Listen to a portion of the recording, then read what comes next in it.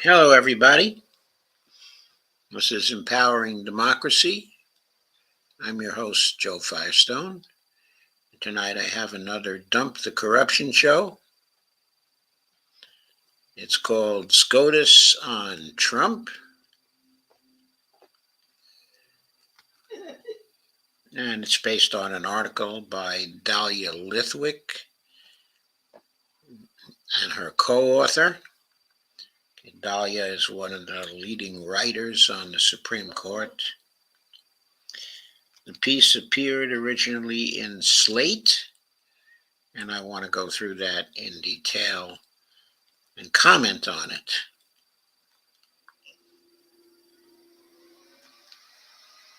So, the Supreme Court will decide if Trump can run for president. It's not ready for the fallout. And this is by Dahlia Lithwick and Mark Joseph Stern. It was written on January 5th, 2024. There is Chief Justice John Roberts. Attends the State of the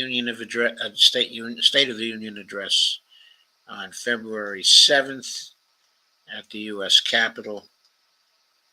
Photo was by Jacqueline Martin. It's a pool photo from Getty Images. On Friday, in the least surprising grant since Bush versus Gore, the Supreme Court agreed to hear a case challenging Donald Trump's eligibility for president, teeing up a final resolution of a constitutional dispute that could knock Trump off the ballot in multiple states. The justices will review on an expedited basis the December ruling of the Colorado Supreme Court, finding the former president disqualified under the 14th Amendment from returning to office due to his participation in an, quote, insurrection, unquote, on January 6th. The justices will hear oral arguments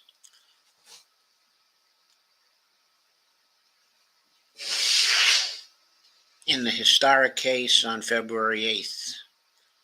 To reach a decision, the court will have to weigh strong legal arguments for disqualification against the daunting real-world impact of intervening decisively against Trump to the fury of his would-be voters. The institution, as constituted today, is poorly suited to undertake such a delicate balancing act with sky-high stakes, but it no longer has a choice.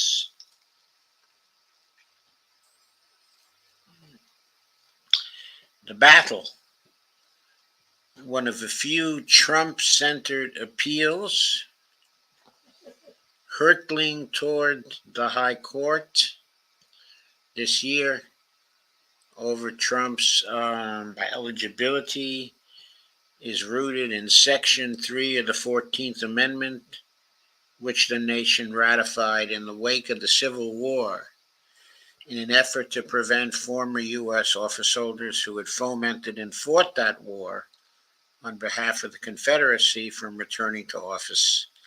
This section bars citizens from holding, quote, any office, civil or military, unquote, if they previously took an oath to support the Constitution and then, quote, engaged in insurrection, unquote, against the United States.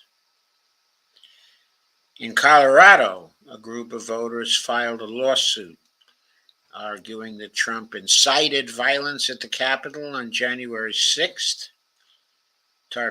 participating in an, quote, insurrection, unquote, that disqualifies him from returning to the White House. The state's highest court agreed on December 19th, barring Trump from the primary ballot, but placing its decision on hold so he could seek review at SCOTUS. In the meantime, Maine Secretary of State Shanna Bellows, a Democrat, reached an identical conclusion last week and kicked Trump off the ballot there. The former president is now appealing her decision, which is on hold in the state courts. Bellows' decision proved that the Colorado ruling was not a one-off and raised the possibility of a domino effect, with more blue and purple states declaring Trump ineligible to run. It all but guaranteed that the U.S. Supreme Court would ultimately step in to provide a definitive answer.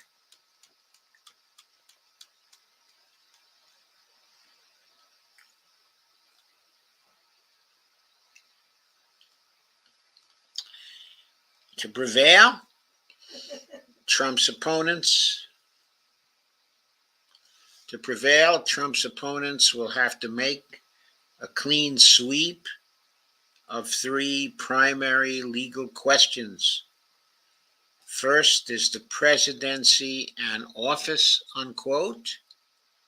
And is the president, an officer subject to Section 3? Okay, I find this very hard even to contemplate this question, because I'm quite sure that if Jefferson Davis, after the Civil War, decided to run for the presidency of the United States, that he would have been disqualified by the 14th Amendment, Section 3. Second, did Trump, quote, engage, in insurrection, unquote, in constitutional terms? That may be a more difficult one to decide, it seems to me. Third, is the amendment, quote, self-executing, enabling, meaning Congress need not pass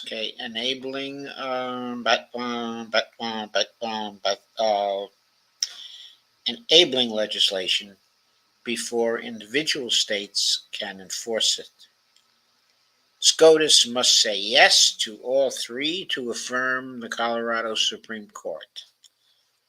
Then there are a slew of secondary but still urgent questions swirling around. A sampling. Did state election laws give Trump sufficient due process to defend his inclusion on the ballot? Did Trump have a First Amendment right to engage in the speech that fomented the Capitol riot? Does the Colorado Republican Party have a First Amendment right to put Trump on the ballot? Then this puzzle too. Section 3 technically prevents insurrectionists from holding office, not running for office. Does that mean that the judiciary has no authority to block Trump from the ballot, only to block him from taking office if he wins? Or is the decision to prevent him from taking office even if he is on the ballot left exclusively to Congress? The U.S. Supreme Court has never before confronted any of these questions. It has become conventional wisdom that a majority of justices will find a reason to answer at least one of them in a way that justifies reversing the Colorado Supreme Court, clearing the way for Trump to run in all 50 states. But which one? Scholars have put forth a growing pile of evidence that the presidency is indeed an office subject to Section 3's restrictions, that January 6th was an insurrection, quote unquote, in which Trump, quote, engaged, unquote, and that Section 3 is self-executing, quote unquote, enforceable with or without an act of Congress. The trouble for SCOTUS, and specifically for the conservative justices, is that this evidence creates a strong originalist justification for removing Trump from the ballot. It is rooted in the original meaning of Section 3 as understood by the lawmakers who wrote and ratified it, as well as the American public at the time. Thank you, honey. The conservative majority purports to follow original meaning wherever it leads, with no regard for politics, policy concerns, or real-world ramifications. If the Republican-appointed justices stay true to their principles, a huge if, quote unquote,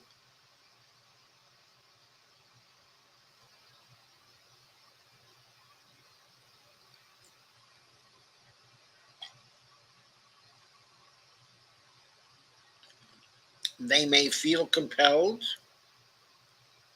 to agree with the Colorado Supreme Court on these main questions. That leaves two options. The court could seize on one of Trump's backup arguments as an escape hatch, even though they are pretty flimsy.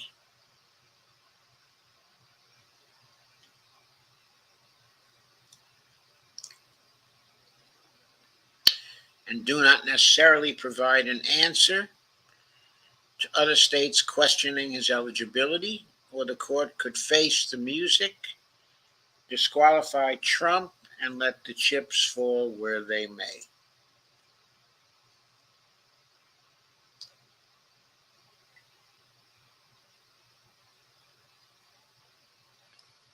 Why do I think they won't have the courage to do that? There are, in addition to these strictly legal questions, a host of purely political, even existential democratic questions about the wisdom of using this particular mechanism, knocking a former insurrectionist off state ballots in such a way as to essentially place the courts in the position of disenfranchising potentially millions of voters. Harvard Law School professor Lawrence Lessig made some of these arguments here in Slate and has been cited for that proposition by Trump's legal team and the Republican National Committee. There is the argument that if blue states can remove Trump from the primary ballot, red states will find some excuse to remove Joe Biden or some future Democrat in retaliation, or that having Trump on some state ballots but not others will lead to a split decision in this coming presidential election that Trump and Republicans will be sure to exploit to justify rejecting whatever the outcome, this time to more successful effect if public opinion is more mixed over the removal of Trump from some ballots than it was when Americans largely rejected Trump's last attempt to legally stay in power.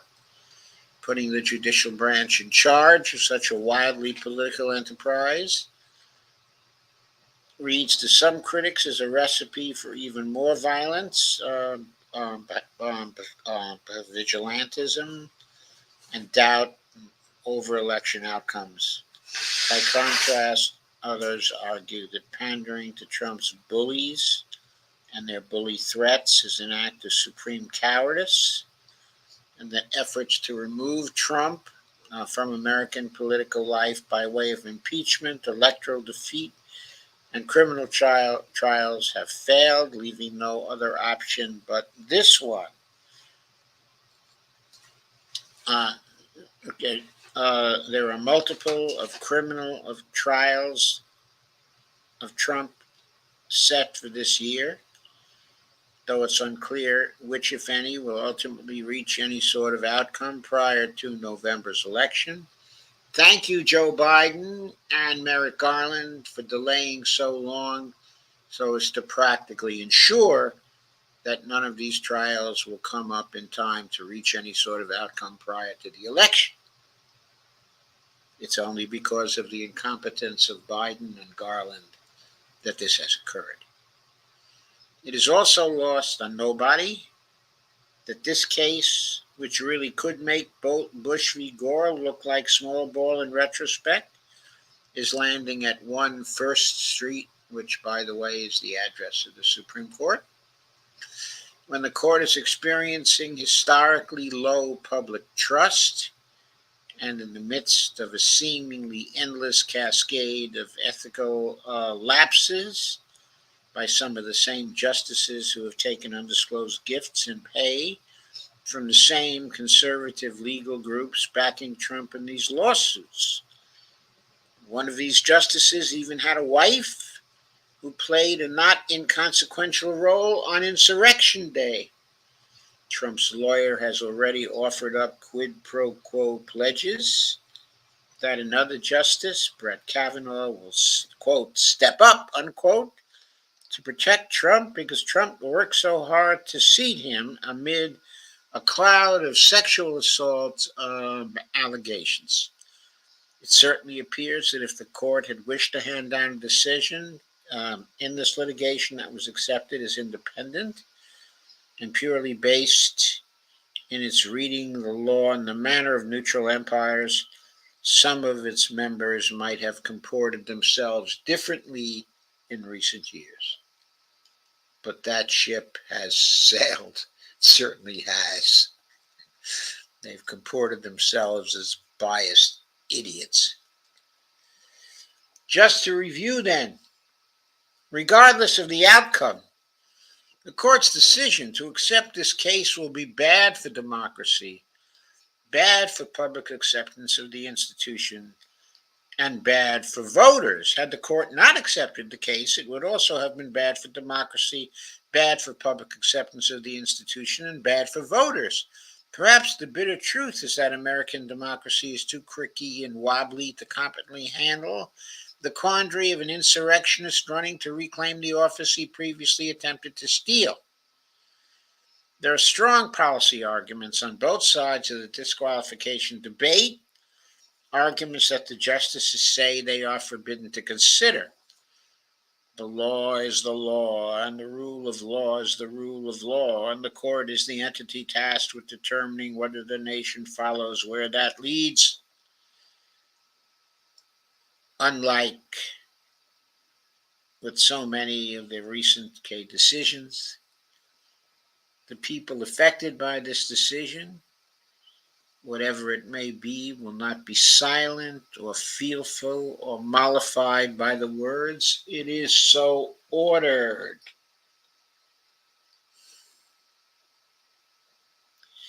This may be the first major test this year of whether the court and indeed the country can weather 2024 with its institutions intact. It decidedly will not be the last. So that is a very short article, but I think it brings us to face almost all of the key issues that are in the forefront as SCOTUS takes up this particular decision. Now, I want to be saying here, and you may ask, what authority do I have to say it? Well, I'm not a lawyer. I'm not a constitutional lawyer. I am a political scientist. I have a PhD in that particular subject. I did study constitutional law in undergraduate school, and I was very good in that subject. I had a real feel for the law.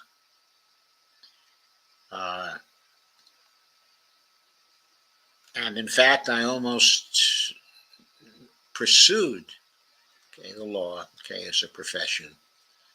I only changed my mind when some of my undergraduate advisors suggested that because of the way I thought I would be better suited to graduate school, into going into to academia, which is what I did for a number of years. But I retained an interest in constitutional law, okay, over the years, and have continued to keep up with it.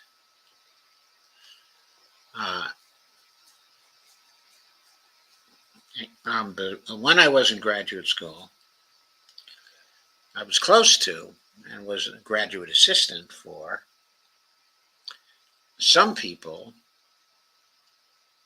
who were students, okay, of constitutional law, not students, professors who taught constitutional law, and also especially the politics of the Supreme Court. They took a behavioral approach to political science. So they were very concerned with the politics of the Supreme Court and how political the Supreme Court was, even in those years when most people thought that the Supreme Court was a fairly non-political institution. I'm talking back in the 1960s now. That's when I went, okay, to graduate school. Of course, I'm very well aware and have been following very closely the political aspects of this Supreme Court and the transition of the Supreme Court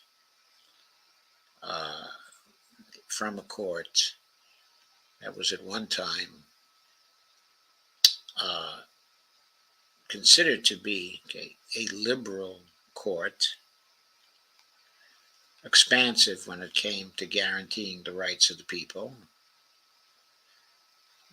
to a conservative court with a large majority of conservatives who generally rule in favor of corporations, okay, on cases, who generally take a dim view, okay, of individual rights, and who are generally strong supporters of the rights, okay, of capital versus the rights, okay, of people.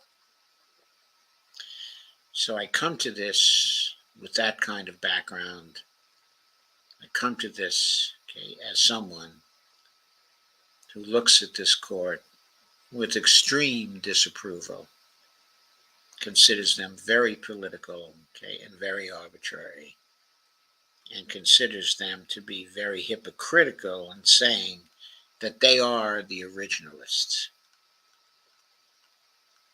that they interpret the Supreme Court issues in terms of the literal meaning of the text of things such as the 14th Amendment, the literal meaning of Section 3 of the 14th Amendment. But let us give this court, okay, the benefit of the doubt, and let us say that between the three Democratic members who may well believe that the 14th Amendment, Section 3, is very, very clear on what ought to happen to Trump, and the 2 or 3 Republicans on the court that may be very sincere in the degree to which they believe, okay, in originalism and interpreting, okay, the text of the Constitution according to its original meaning. That suggests to me that there might be a majority of the court, the 3 Democrats, Justice John Roberts, also Brett Kavanaugh, and Amy Coney Barrett,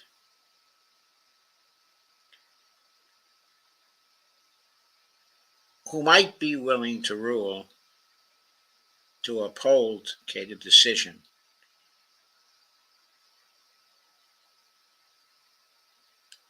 that the judges in Colorado took. I have to say that I believe Clarence Thomas is just a hypocrite, and that he will make a political vote in favor of keeping Trump on that ballot. I believe Sam Alito is also a hypocrite and will vote in the same way. I believe Neil Gorsuch is very, very political too. Though I'm not entirely sure that Gorsuch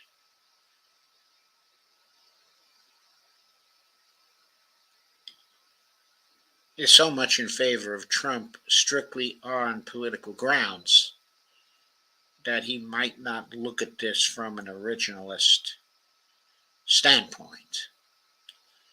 I believe if the justices do look at this from the originalist standpoint and the meaning of the text, there would be very little justification not to uphold the decision of the Colorado judges. I think the framework offered by Lithwick and Stern here is a very good framework. To refer to that again,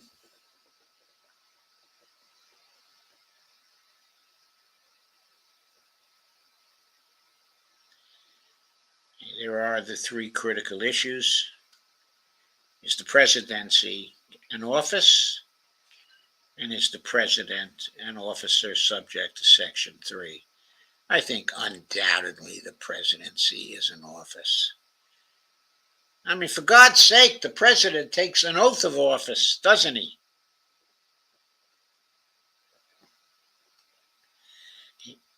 The president is the chief executive of the United States. That is an office. The president is the leader of the executive branch. That is an office under the Constitution.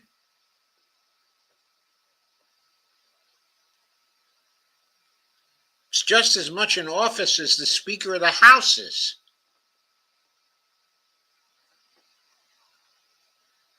It's more an office than the majority leader of the Senate is. It's as much an office as the Supreme Court Justice of the United States is. It's ridiculous to claim the presidency is not an office. Second, did Trump engage in insurrection in constitutional terms? Well, there's an argument that the riot that occurred at the Capitol was not an insurrection, but there's all kinds of evidence that people were trying to overturn various decisions that had been made by other officers all along the line, and to overturn their decisions by blocking the certification of the election of Joe Biden. Now, one can argue, and I know there are people who do, that the 2020 election was rigged and that it was fixed and that Joe Biden might have been victorious, but he was victorious in a rigged election. So that should not count. But that doesn't change the fact that by the time January 6th had arrived, many officers of the United States, officers of the state governments,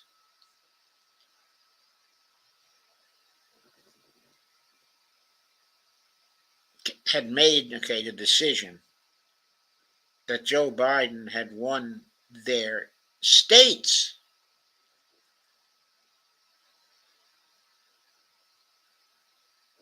So when these decisions collectively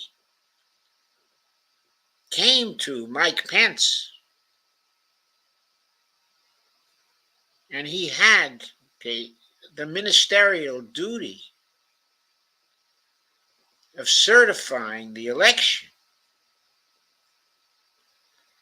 that the attempt to stop this certification by violent means, which is what they were using, was an insurrection in constitutional terms, was an insurrection against the Constitution of the United States.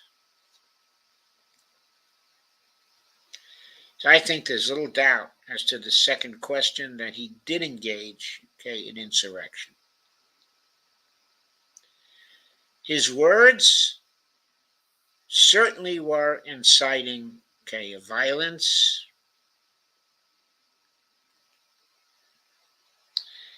I don't believe there's really any doubt of this. As for the amendment being self-executing, I don't think there's any doubt of that either.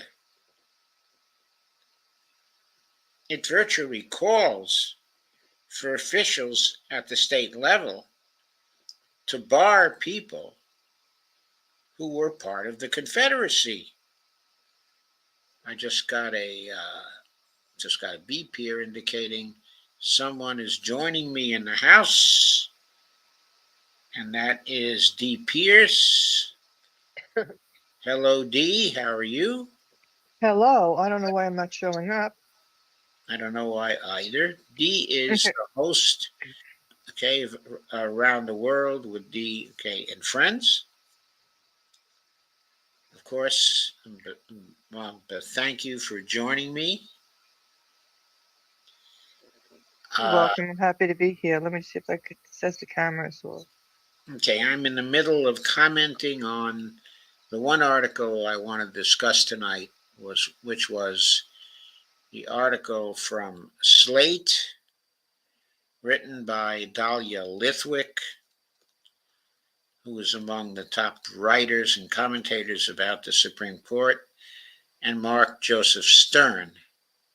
And they co-authored an article on the upcoming decision by the Supreme Court as to whether to uphold the Colorado finding that Trump is disqualified from the ballot. And the basic argument of the Dahlia Lithwick article, I think D went out and came in again. Yes. Hi. Hello. Okay, you went out, and came in again. Yes.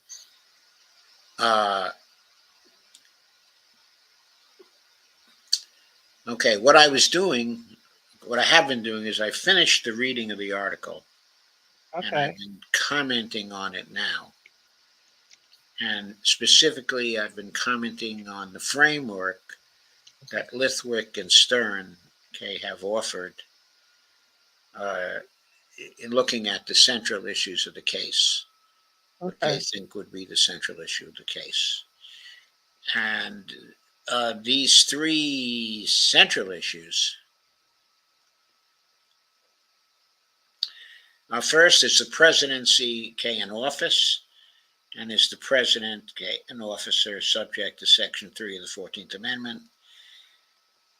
I've just argued that absolutely, of course, he's in office.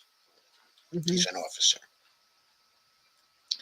Second, did he engage, in insurrection in constitutional terms? And I've just argued that, of course, he did. He was urging people to engage in violence to overturn the certification of Joe Biden as the victor, in the election. And there, I argued that however much people might have believed that the election was rigged, in various ways, and was not honest, it was still the case that by January 6th, you had these elections in 50 states where the state officials had certified their decision in all 50 states. And according to that particular decision, Joe Biden was the clear victor with 306, electoral votes. So whether you thought that there were various ways in which the elections were rigged, or not, you were at that point down to the certification process. And there is no right under the Constitution to contest the certification process through violence. To do that is a violation of the Constitution in itself. It's an insurrection against the Constitution. So to me, it's obvious he engaged in insurrection in constitutional terms, and that if this court really respected the literal meaning of the Constitution, they would decide in that way. And then third, I also said that, and this is the third big issue, is the amendment self-executing? And I think from the wording of the amendment,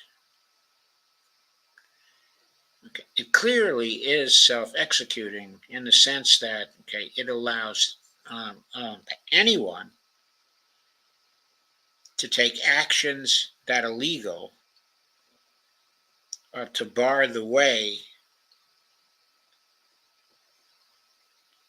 to hold office of someone who participated in an insurrection.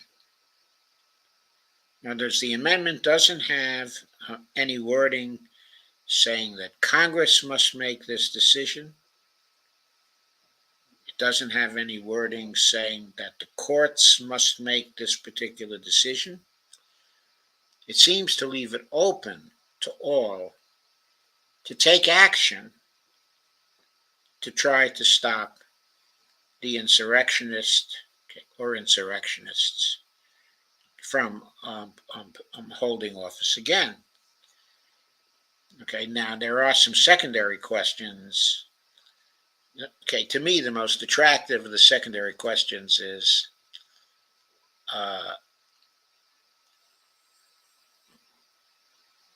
one of the questions included here is, did Trump have a First Amendment right to engage in the speech that fomented, the Capitol riot? To me, that comes under the heading of what was long ago decided by the Supreme Court. Specifically, people don't have a First Amendment right to shout fire in a crowded theater when there is no fire. And I think what Trump did, is analogous to that.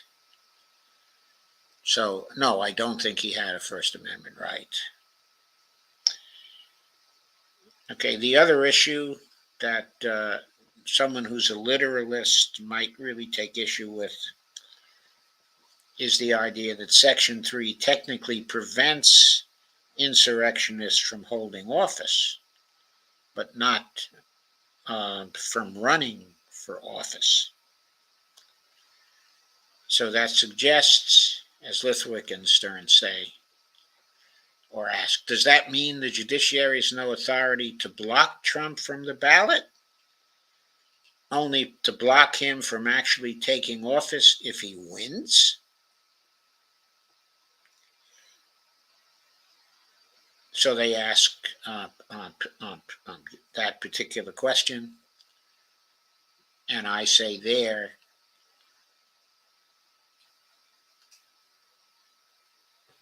that since it's up to everybody under the amendment, up to anybody to try to stop the insurrectionists from holding office again,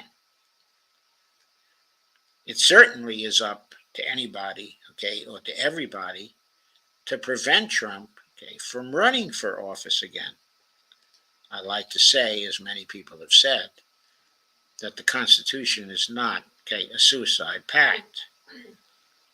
Okay, it doesn't allow people who were disqualified for other reasons, okay, to continue to run, okay, for office, in spite of the fact that in running they're violating the Constitution.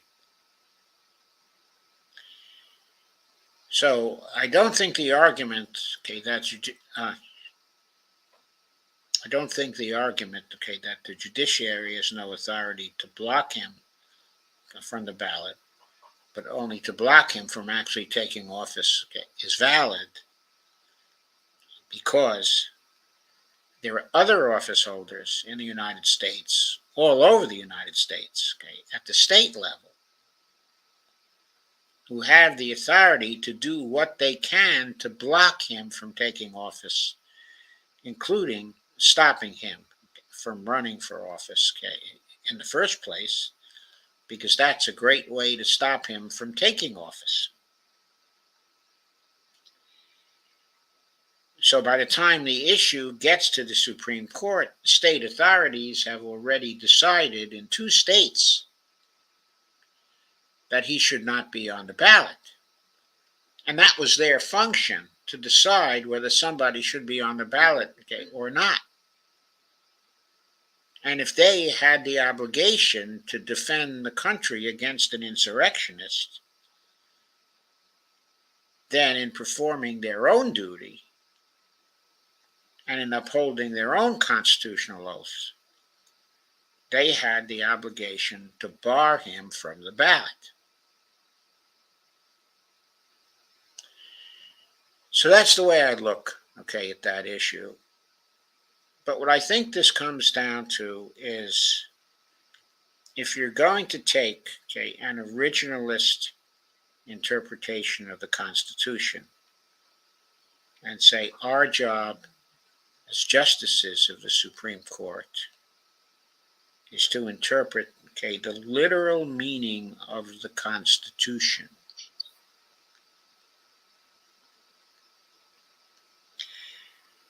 and not to further extend that meaning with all kinds of implications. As, for example, the justice did, okay, in the abortion case. They basically ruled that there was no federal right of choice for women under the national Constitution, because that right isn't in the Constitution, that it was read into the Constitution by other justices, by the justices in the 1950s and 1960s. And the argument was they were wrong, because that right was not explicitly in the Constitution. The rights set forth in Roe v. Wade were not specifically in the Constitution. So they ruled there was no such right, and they overturned it based on their literal meaning of the Constitution, and based on English common law going back centuries. And they used their literalist philosophy, okay, or originalist philosophy, to call forth that particular decision and to say that right Okay, the right of choice actually belonged to the states, okay, to legislate, and it had to be decided on a state-by-state basis. Now, if they rule consistently with that approach, okay, in this case, it seems to me that the logical way for them to rule is to say that the officers in each state have the right to interpret their own election laws in order to decide whether Trump is eligible under the Constitution, okay, or not. And that there is no federal right to run for office, not even for federal offices. In many other cases, the state of this court has ruled that there are states' rights involved to suppress votes, okay, to gerrymander, to do all sorts of things that militate against fair elections at the national level. And that the protection of states' rights, as given by a literal meaning of the Constitution, leads them to make the kinds of decisions they have made in voting rights cases. Here, too, there are states' rights involved, because there are state authorities who are saying that we have a duty to interpret the Constitution as well. And in the interpretation we give in fulfillment of our constitutional oaths, we are saying that according to the 14th Amendment, Section 3, people who participate, okay, in insurrection do not have a right to hold office, and we have a duty to stop them from holding office by stopping them from running for office, by taking them off the ballot. And then these officers are in effect are saying that it's a matter of state rights that they can make that particular decision to get Trump off the ballot. And if these originalists are consistent, they would have to grant that sort of argument. And if they followed the philosophy, okay, of the originalists, they would have to think that their job is to read the Constitution according to the meaning of the text and to come out with decisions that are consistent with the meaning of the text. That's their job, and the political implications of that are not their business. Their business is interpreting the law and telling us what, okay, the law is. And it's up to the rest of us,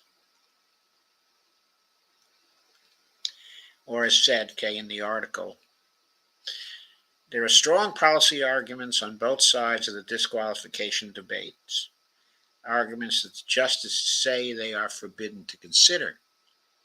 The law is the law, and the rule of the law is the rule of law, and the court is the entity tasked with determining whether the nation follows where that leads.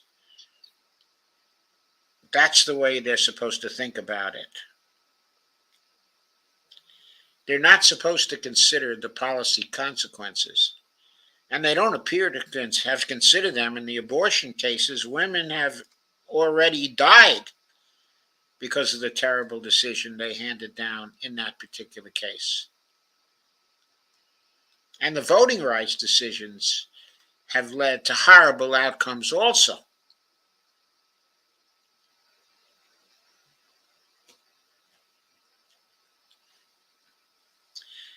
And their originalist type of outlook also led to the terrible decision in Citizens United, okay, as well. And look at what that has done, okay, to our democracy.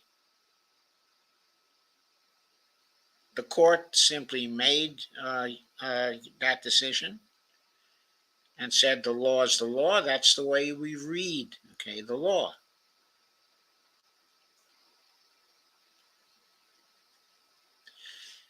I think there's a good chance they're going to take that same attitude here. I've already said before, and I will say it again here just to summarize. If you look at this from a standpoint of the different voters on the Supreme Court, the three Democrats will not take uh, uh, uh, an originalist kind of interpretation, but they will rule against Trump because they believe that he's guilty, okay, of insurrection. And they will probably rule to uphold, therefore, the Colorado court. Thomas, okay, and Alito are highly political judges, and they will rule for Trump. Now, what about the three justices who Trump actually got on the Supreme Court? Gorsuch, Amy Coney Barrett, and Kavanaugh. How are they going to vote? They are passionate originalists.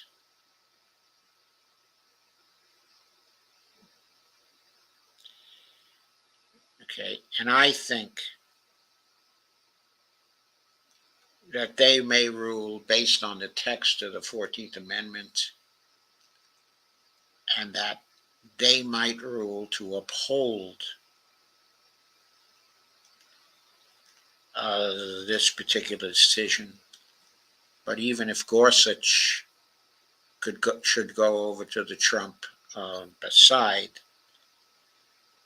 that still leaves John Roberts, still leaves the three Democrats, and John Roberts, and Kavanaugh, and Amy Coney Barrett to uphold the Colorado decisions and the main decisions.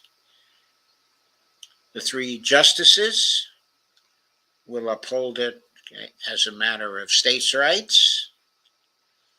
The three Democrats, okay, will uphold it in terms of their interpretation of the 14th Amendment, okay, as giving anyone the right to block an insurrectionist from taking office again.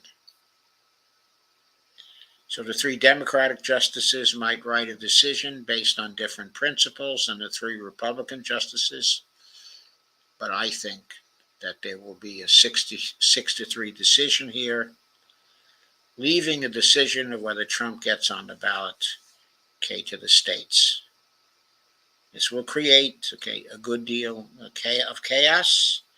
I know there are fears also expressed in this article that the red state Republicans will find a way to bar Joe Biden from the ballot. But I don't think that's too likely because they know Joe Biden's going to lose anyway. And they're going to approve Trump to run, okay, in all the red states. Then there are blue states that are going to disqualify Trump. And then things are going to come down to purple states.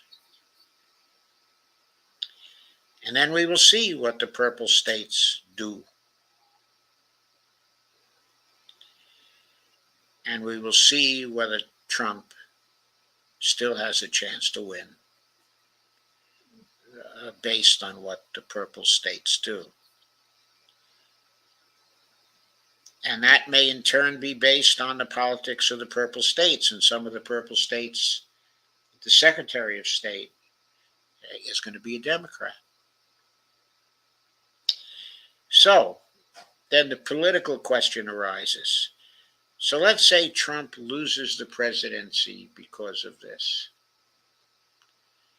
And Biden or somebody else, and I think there's a good chance there may be somebody else who will be running for the Democrats because Biden's popularity is falling like a stone.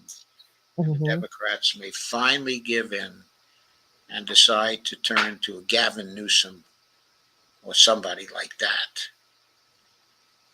to run for the presidency. Okay.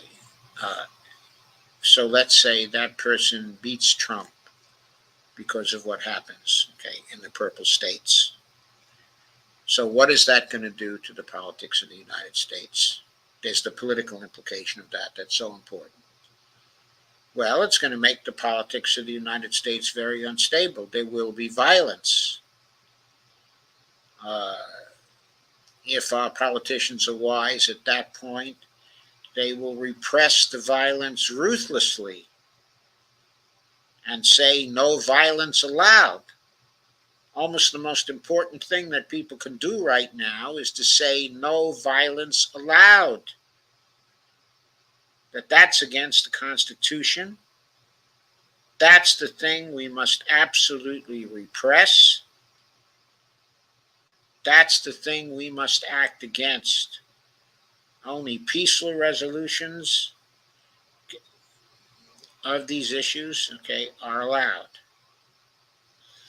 But then, once the new people get into office and the Trumpists have failed, it is imperative that these new people do not act as Biden has done in his term, okay, inside of the presidency. Because we are in this fix right now because he has been a terrible president and a terrible politician, both domestically and also in his foreign policy. If you want to get over Trumpism, the most important thing you can do is to govern well and give people what they need and what they want. There can't be discrepancies that are so obvious. For example, there was a tweet today on Twitter. See if I can find the tweet. Okay, again, I didn't mean to cite it. Okay, I just happened to. But the tweet was from Dr. Joe Jarvis, who, as you know, is a Red Beret and who is running for office in Utah, okay, at this point, and is a major motivator and figure, okay, in the Red Beret movement, okay, for Medicare for All. And Joe Jarvis gave some statistics in his tweet. Okay, if I can find it again quickly here. Okay, I hope I can. But what he cited in his graphic, it was very instructive graphic. And what he cited was that roughly 70% of the voters are for Medicare for all. The percentages are in the 80s for Democrats. The percentages, okay, are in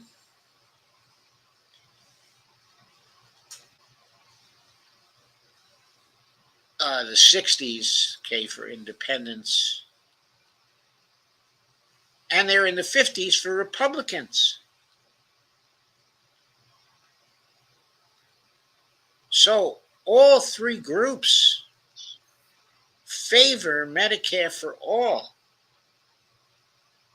legislation. I'm still trying to find it, but I may remember it sufficiently to make this point. He then gave the percentages, okay, in Congress.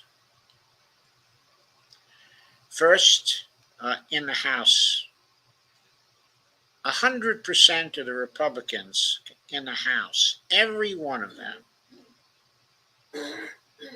is opposed to Medicare for all, while 53% of the Republican voters are in favor of it.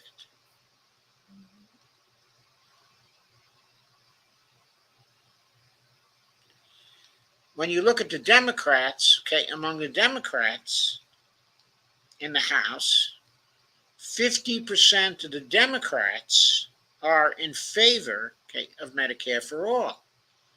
But 50% are opposed, even though over 80% of Democrats are in favor of Medicare for all. When you look at the Senate, the situation is even worse. Again, 100% of the Republicans are against Medicare for all. When you go to the Democrats, 27% of the Democrats in the Senate are for Medicare for all, and 73% of the Democrats are against Medicare for all. In spite of the fact that more than 80% of Democratic voters are for Medicare for all. These statistics reflect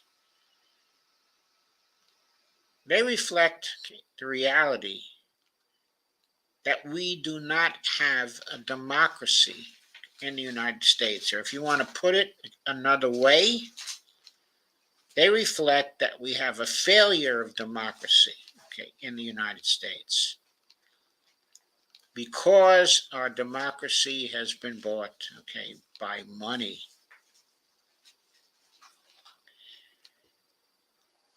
If the Democrats or a third parties are successful in beating Donald Trump and Joe Biden also,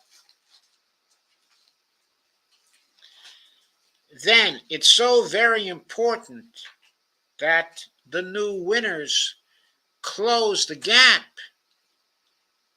between the legislation they support and the legislation the public supports. It's so important that they don't feel cavalier about thinking to themselves, screw the public, I'm going to obey the donors. If that's the way they're going to act, we will never get rid of Trumpism, even if we beat it this time, even if we beat fascism this time, even if fascism fails. It will only come back in 2 years and in 4 years if the people in office keep doing the will of the donors and keep ignoring the will of the people.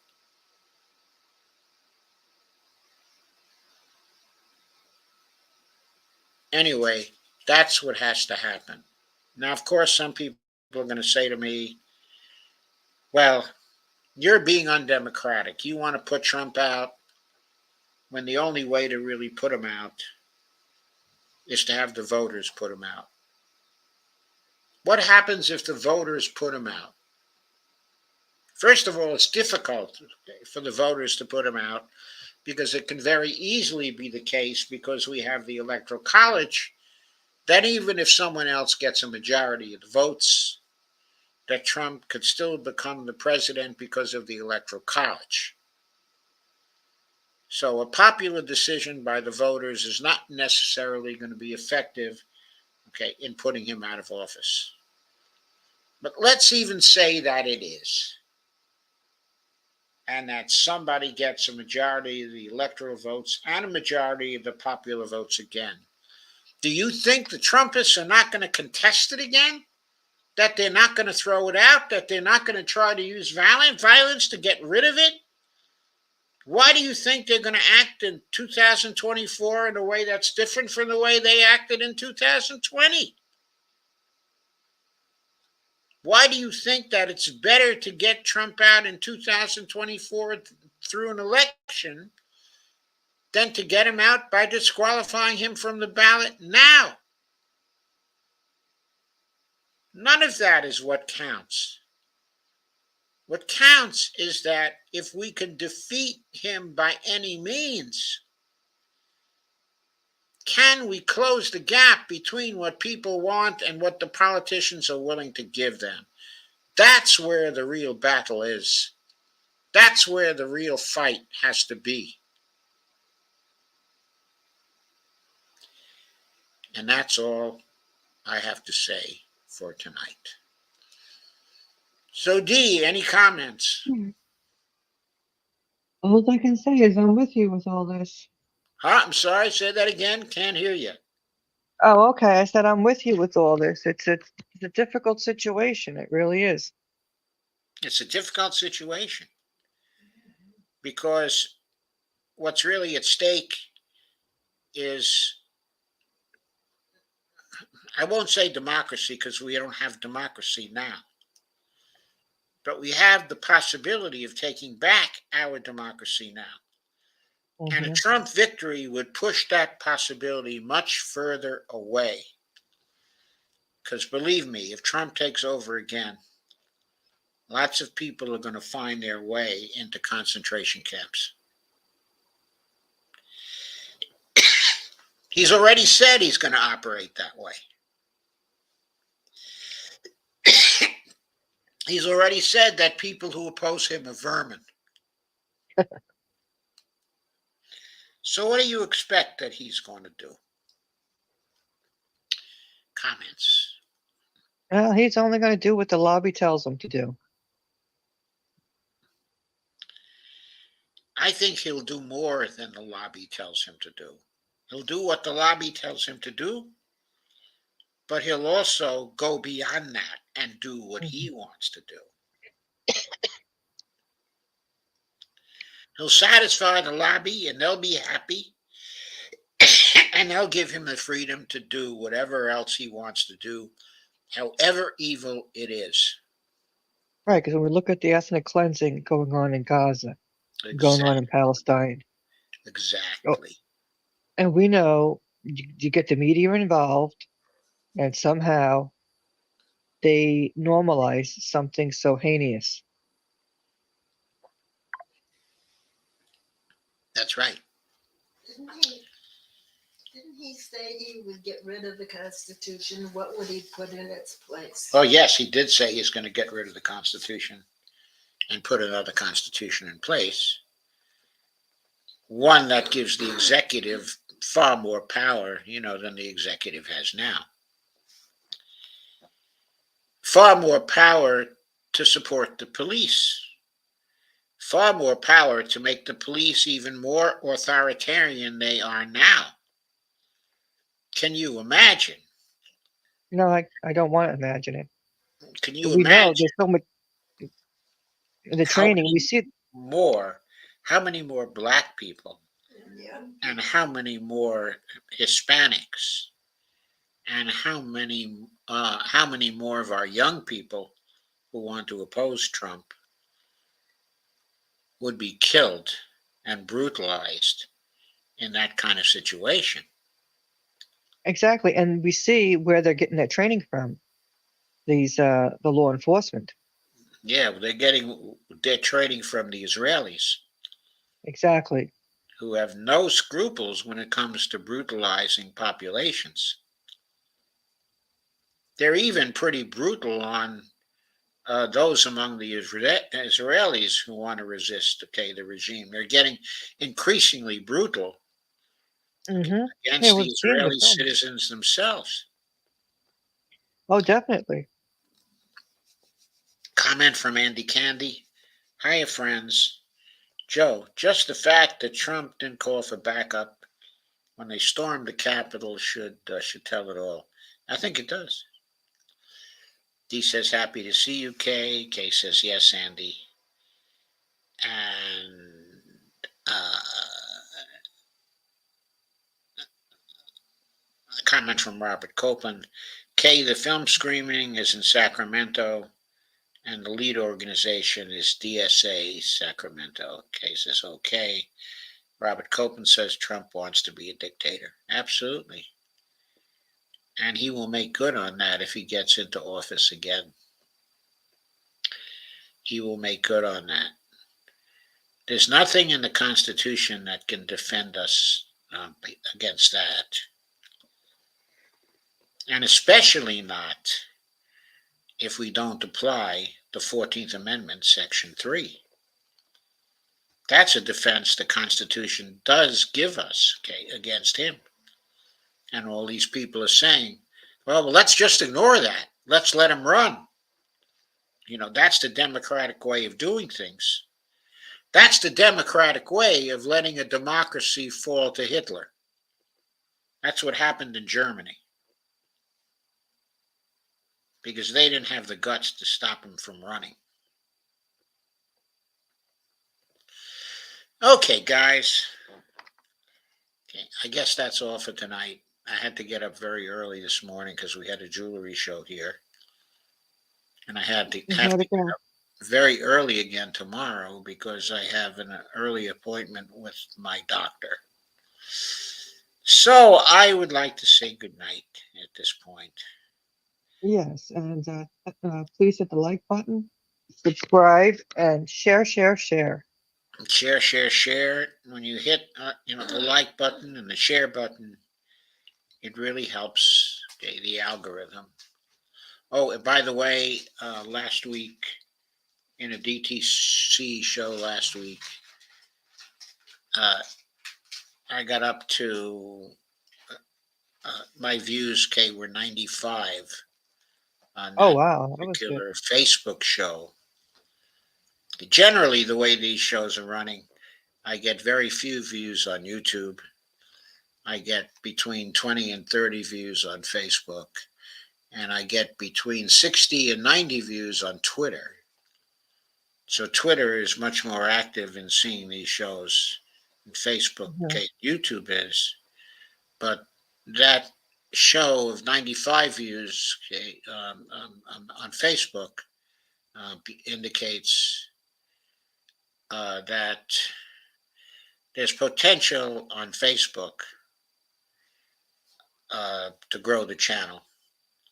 Oh, there is. People just have to, if they can, please just share and share the different groups you belong to. That's pretty much the topic of politics. Yes. So please do share, like, and subscribe. And do that, on YouTube too, because obviously there's potential, on YouTube also. But it's very slow there. By the way, it's very slow for D's show also. Mm-hmm. We both need a lot of support, on YouTube. So please do that, and we will see you tomorrow. Tomorrow I will be continuing, the analysis, of the views of the accelerationists in the area, of artificial intelligence. And so I will be doing that. And what will you be talking about tomorrow night, Dee? Do you know right now? I think I'm really not too sure, but I may go into, well, then again, sometimes I think that what happens tomorrow, where Israel's concerned, South Africa, the case, but I think tomorrow is just more of presentations and stuff like that. So today we covered, if you want to go look at my show, was more of the intent. Yes. We showcased the the show tonight, was a good show. At least the part of it I was on was a very good show, but I'm sure that Madeline D did a very good job on the remaining article. Yeah, so much intent, and you see this completely different mindset. and they're all for building settlements in Gaza, and they can get a Jewish state there, part of the Jewish state. Yeah, it's just ridiculous. Oh, it is. And they just cheer on it too. The Knesset, all the cheering going on. Yes. And there's no value to anybody that's a non-Jew or their type of Jew. Yes. So, Andy, but thank you very much for always sharing and spreading the word, okay, on Newsbreak. We really appreciate that. Yes, and please, please, please buy Joe a coffee if you can. And please buy Dia coffee. She has a Buy Me a Coffee account too. And that's buymeacoffee.com/D Pierce, all one word. Oh no, Yes, yeah, right. And she yes, one word. also has a Cash App account at And that's dollars. Dolores Pierce. Dolores Pierce. Okay, all one word. Okay, Andy Candy has a comment here. Does anyone know how to use dry thyme on a gum abscess? I'm afraid I don't know how to use that Mm. on a gum abscess. But are you trying to take away the pain from the gum abscess? Is that the objective? If you're thinking of taking away the pain, then what I would recommend is use a curcumin food supplement. Sometimes that, okay, is more effective than aspirin or other conventional painkillers, and it's much more healthy for you. Andy says yes. Okay, pain. Okay, sometimes when I have serious pain, I do both. Okay, I use turmeric or the essence of that, which is curcumin. And then I also take some aspirin as well, so I hit it from two ends, Mhm. and I find that helps. Oh, Andy says infection has gotten into the bone. No, you really have to do something about that. Okay, I hope you can go to a doctor to do something about that.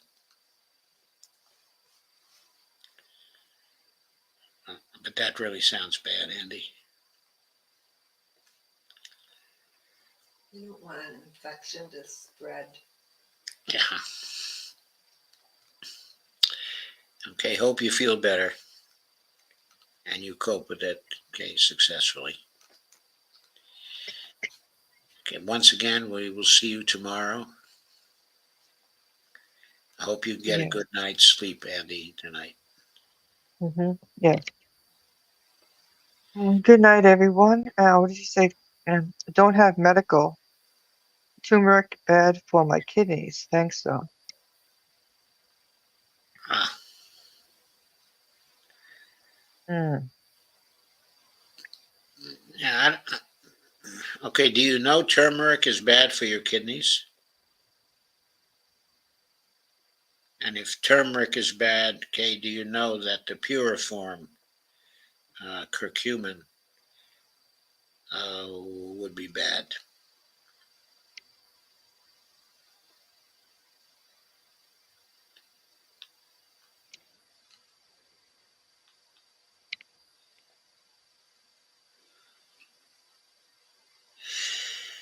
Okay, anyway, good night. Hey, good night, and good night, Bonnie. Good night. And good night, Dee. Good night, everyone. I'm so sorry. Andy says yes, it bothers me. Yeah. I'm really sorry about that, Andy. I'm Okay. going to send some Reiki to you and see if that Oh, Reiki that's does great. its own thing. Yeah, that's a great idea. Okay, Yeah. says night all. Okay, I love you all. Good night. Night. Yeah, we love you too, Kay. Andy says can't do curries. Yeah, well, curries have a lot of other ingredients in them. And Andy says night. Okay, and much love. Thank you, Andy. Thank you for hanging in there and coming. Good night.